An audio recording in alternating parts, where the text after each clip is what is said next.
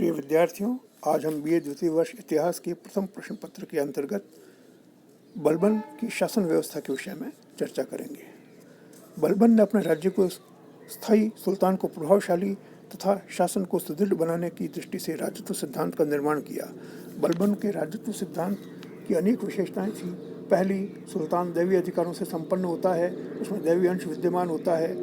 सुल्तान पृथ्वी पर अल्लाह रसूल का प्रतिनिधि होता है, उस पर रसूल की विशेष कृपा होती है, इससे अन्य लोग वंचित रहते हैं। दूसरा, सुल्तान स्वेच्छाचारी तथा निरंकुश होता है। उसकी दृढ़ धारणा थी कि स्वेच्छाचारी तथा निरंकुश शासक ही राज्य को सुसंगठित एवं सुरक्षित करके अपनी प्रजा को अनुशासन में रख सकता है। उसने संपूर्ण शासनकाल में इस सिद्धांत का अनुसरण किया और स्वयं असीमित सत्ता का केंद्र बनकर उलेमाओं और अमीरों के प्रभाव को नष्ट करने का कारणभूत सिद्ध हुआ। राजपद गौरवपूर्ण होता है। बलबन की धारणा थी सुल्तान का पद अत्यंत गौरवपूर्ण होता है, इसलिए प्रत्येक सुल्तान को अपना गौरव उन्नत बनाए रखना चाहिए। बलबन ने अपने जीवन काल में सिद्धांत का अनुसरण किया, स्वयं को गौरवान्वित बनाए रखा। वह दरबार में मद्यपान करके आने, हंसी मजाक करने पर दंड देता था। वह स्वयं भी अत्यंत गंभीर रहता था और साधारण लोगों से बात नहीं करता था। उसकी गंभीरता का आलम यह था कि जब उसके पुत्र शाहजादा मोहम्मद की मृत्यु की सूचना 1285 ईस्वी में मंगोलों से लड़ाई के अंतर्गत आई तो दरबार में उसने चेहरे पर शिकन तक नहीं आने दी। यद्यपि एकांत में उसने अपने बाल नोच लिए, अपने सिर में धूल डाल ली, फूट फूट कर वह रोया, लेकिन अपनी गंभीरता दरबार में उसने बनाए रखी।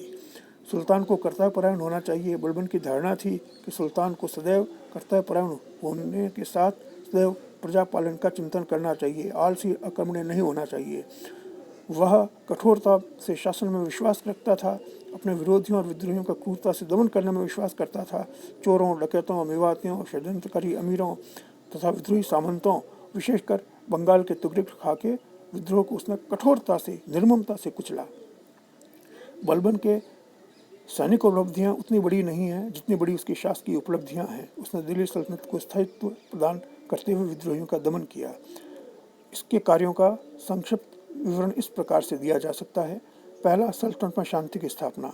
इल्तुतमिश के उत्तराधिकारियों के बाद दिल्ली में अशांति कलह बढ़ गया था। बर्नी ने लिखा था कि सब लोगों के हृदय से राज का भय निकल गया था, देश की बड़ी दुर्दशा हो रही थी। बलबन ने बड़ी दृढ़ता से अशांति कलह को दबाकर सुल्तान की सत्ता और धाक को फिर से स्थापित किया।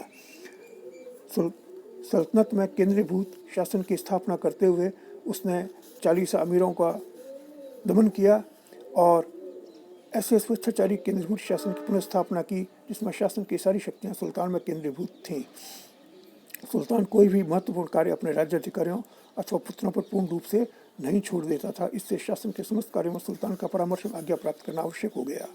सेना में स्फूर्ति का संचार करते हुए उसने अपनी सेना को अनुभवी राजभक्त मलिकों के हाथों में सौंपा।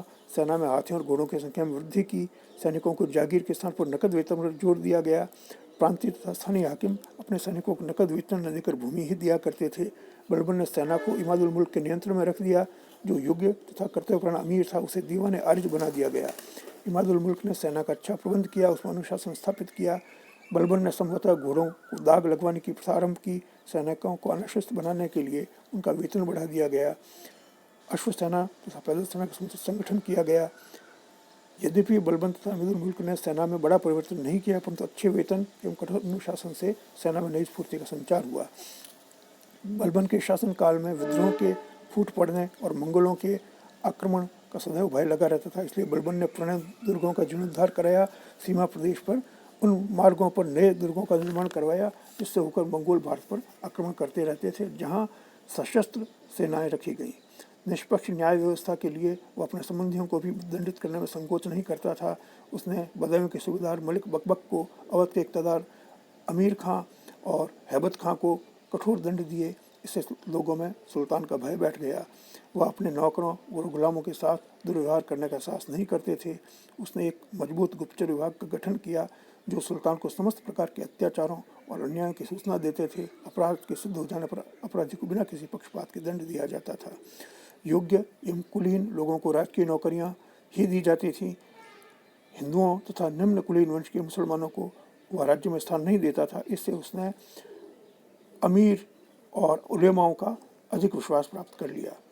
मजबूत गुप्तचर व्यवस्था का उल्लेख किया जा चुका है। गुप्तचरों को अच्छा वेतन मिलता था और उनकी निष्ठा का समय समय पर परीक्षण होता रहता था। कर्तव्यभ्रष्ट गुप्तचरों को कठोर दंड दिया जाता था। बलबन का दरबार संपूर्ण एशिया में ऐश्वर्य और गौरव के लिए प्रसिद्ध था। सुल्तान स्वयं महंगे वस्त्र, सुंदर वस्त्र पहनकर दरबार में आता था और अमीर मलिक दरबारी भी करीने से वस्त्र पहन कर ही दरबार में आ सकते थे। जब सुल्तान स्वयं दरबार में नहीं हंसता था तो दूसरों को हंसने, बातें करने, बिना अदब के खड़े होने और मजाक करने का साहस ही नहीं हो सकता था। बलबन उच्च नैतिक स्तर में विश्वास रखता था। उसे दुष्ट तथा अशिष्ट लोगों से घृणा थी। उसने स्वयं मदिरापान त्याग दिया था और मदिरा का क्रय विक्रय भी बंद कर दिया था। कला और साहित्य को प्रोत्साहन देते हुए उसने फारसी कला तथा साहित्यकारों को आश्रय दिया। कवि अमीर खुसरो को उसकी विशेष कृपा प्राप्त थी। मंगोलों के अत्याचार से आतंकित होकर दिल्ली आने वाले फारसी कवियों को बलबन ने संरक्षण दिया। 1285 ईस्वी में मंगोलों ने तैमूर खां के नेतृत्व में फिर भारत पर आक्रमण किया।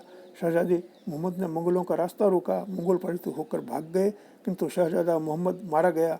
इससे बलबन को करारा आघात लगा। लगभग 1287 ईस्वी के मध्य में बलबन की भी मृत्यु हो गई।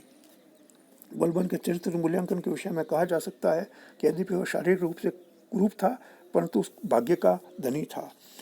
उसमें अतुल्य स्वामी भक्ति का गुण था और यही वह अपने अधीनस्थों से आशा रखता था। उसमें अकाट्य कूटनीति से काम लेने की क्षमता थी। जब सुल्तान ने नासिरुद्दीन ने उसे प्रधानमंत्री पद से हटाकर झांसी भेज दिया तो उसने चुपचाप सुल्तान का आदेश स्वीकार कर लिया और भाग्य के अपने पक्ष में होने की प्रतीक्षा करने लगा। वह इस्लाम का कट्टर अनुयायी था। वह इस्लाम के प्रचार, तुर्की रक्त की उच्चता, सुल्तान की सर्वोच्चता में विश्वास करता था। यद्यपि इसका विपरीत पक्ष उसके संकीर्ण रूढ़िवाद के रूप में प्रकट हुआ। वो हिंदुओं को राज्य के उच्च पद देने के विरुद्ध था। उसने हिंदुओं को अमीरों के पद से हटा दिया, जो कि पद प्राप्त करने के लिए मुसलमान बन गए थे। उसने उलेमाओं पर भी नकेल कसी। वो उलेमाओं का आदर करता था, लेकिन उन्हें राजनीति में हस्तक्षेप करने से उसने रोक दिया। उसने अपना एक नया राजस्व सिद्धांत विकसित किया, शासन में कठोरता का समावेश किया और दूरदृष्टि से काम लेते हुए उसने दिल्ली सल्तनत को सुरक्षित बनाया। हम अपने पूर्व वक्तव्य को पुनः दोहराएंगे कि जिस प्रकार कुतुबुद्दीन ऐबक ने दिल्ली सल्तनत की स्थापना की, नींव बनाई, उस पर इल्तुतमिश ने जिस इमारत को खड़ा किया उसमें फिनिशिंग का काम बलबन ने संपन्न किया। ईश्वरी प्रसाद का मत है कि बलबन ने अपनी दूरदर्शिता से मुस्लिम राज्य को विपत्ति काल में नष्ट होने से बचाया। हबीबुल्लाह ने कहा है कि बलबन ने बड़ी सीमातम खिलजी राज्य व्यवस्था की पृष्ठभूमि का निर्माण किया। अवध बिहारी पांडेय के मत में यदि बलबन के कार्यों एक शब्द में व्यक्त करना चाहें तो वह है सुदृढ़ीकरण। Doctor AL. श्रीवास्तव ने बलबन को तुर्की सल्तनत की रक्षा का सुचारू प्रबंध करने वाला और नव जीवन प्रदान करने वाला बताया है। प्रिय विद्यार्थियों, आज की वीडियो में इतना ही। धन्यवाद।